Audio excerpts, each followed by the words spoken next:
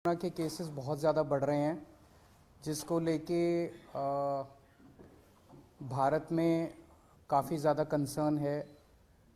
China में भी बढ़ रहे हैं और उसके अलावा कुछ और देश हैं जिसमें सुनने में आ रहा है कि कोरोना के केसेस बहुत ज़्यादा बढ़ रहे हैं।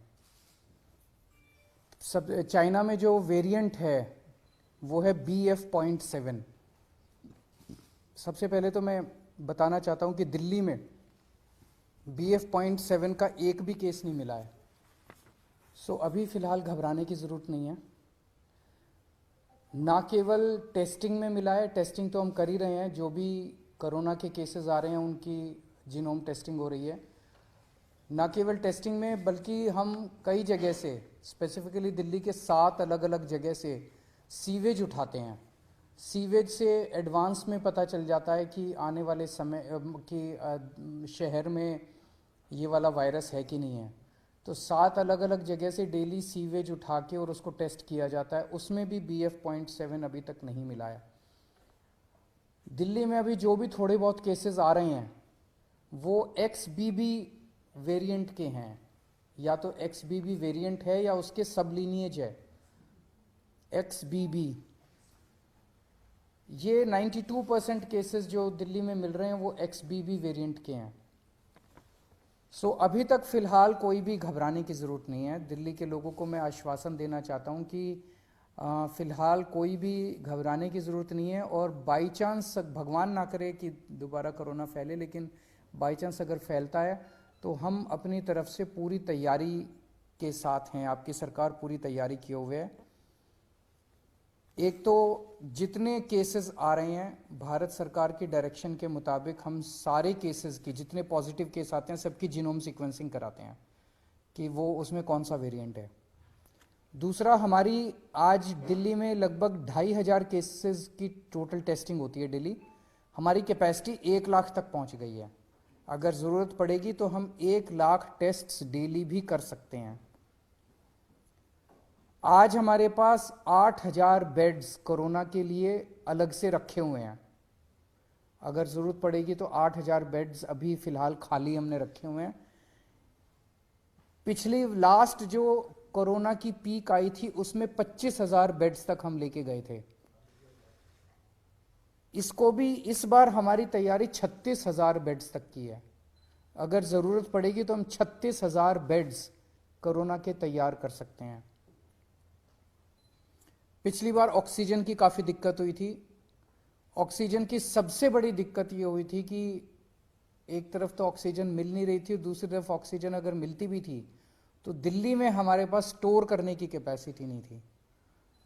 वो हमने अब बढ़ा ली है। आज हमारे पास 928 मीट्रिक टन ऑक्सीजन स्टोर करने की कैपेसिटी है। 928 मीट्रिक टन।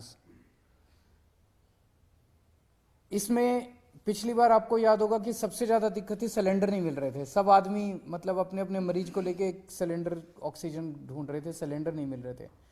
अभी हमारे पास जितने सिलेंडर्स हैं पूरी दिल्ली में सब अस्पतालों में जो लगे हुए, उसके अलावा 6,000 सिलेंडर्स हमारे पास रिजर्व में अभी खाली पड़े हुए हैं।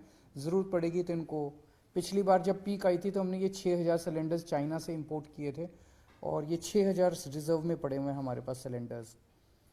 पिछली बार एक दिक्कत ये आई थी कि XYZ स्टेट कह देता था कि ठीक है आप ऑक्सीजन उठा लो। हमारे पास ऑक्सीजन लाने के लिए टैंकर्स नहीं थे और कहीं से टैंकर उपलब्ध नहीं हो पा रहे थे। आज हमारे पास दिल्ली सरकार के पास अपने 12 टैंकर हैं और 3 प्राइवेट में अवेलेबल है, तो 15 टैंकर दिल्ली के पास अवेलेबल है। अगर ज़रूरत पड़ेगी तो हम ऑक्सीजन को ट्रांसपोर्ट करने के लिए हमने अपने टैंकर्स की भी व्यवस्था कर ली है।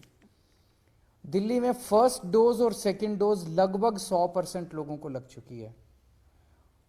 प्रिकॉशन डोज जो है वो बहुत कम लोगों ने लगाई है, केवल 24% लोगों ने लगवाई है।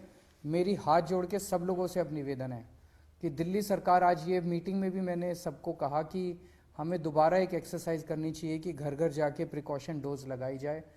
तो सब लोगों से, लोग लगाते नहीं हैं, घर घर जाते भी हैं हमारे डॉक्टर्स लगाने के लिए तो भी नहीं लगवाते।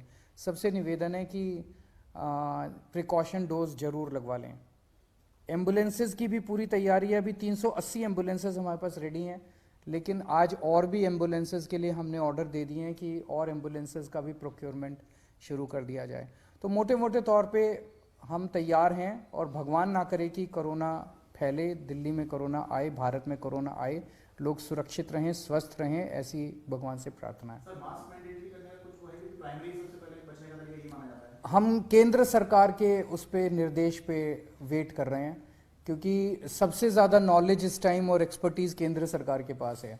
कितना हमें तैयारी करने की ज़रूरत है, कितनी वो, तो केंद्र सरकार जैसे जैसे आदेश देगी हम उन आदेशों का पालन करेंगे। कई सारे स्टेट एयरपोर्ट पर जो है वहां पर रैंडम सैंपलिंग कर रहे हैं। आईजीआई पर क्या आपने ऑर्डर किया है रैंडम सैंपलिंग जो अभी से शुरू हो, खासकर जो बाहर से आ रहे हैं, चाइना से ट्रांजिट रूट लेकर के आ रहे हैं? मेरे ख्याल से उसके बारे में भी केंद्र सरकार ऑर्डर निकालेगा। जो दिल्ली का जो इंटरनेशनल एयरपोर्ट है उसके ऊपर कितनी सैंपलिंग होनी चाहिए, जो जो केंद्र कहेगा उसके हिसाब से मैन पावर और मटेरियल प्रोवाइड करना हमारी जिम्मेदारी है। स्कूल्स को लेकर बहुत बड़ा कंसर्न होगा, क्योंकि जो बच्चे हैं उनके वैक्सीन को लेकर अभी भी क्लैरिटी नहीं है, बहुत ज्यादा कवरेज नहीं है। वैक्सीन जैसे मैंने बताया कि फर्स्ट डोज और सेकंड डोज 100% लग चुकी है सभी एज ग्रुप्स में और सभी कैटेगरीज में। जांच का दायरा भी बढ़ाया जाएगा? जांच का दायरा भी बढ़ाया जाएगा। जितने जैसे ये सार्स वाले केसेस आ रहे हैं, जितने भी सांस के केसेस हैं, उन सारे केसेस में 100% केसेस में अब हम कंपलसरी जांच कर रहे हैं RT-PCR की।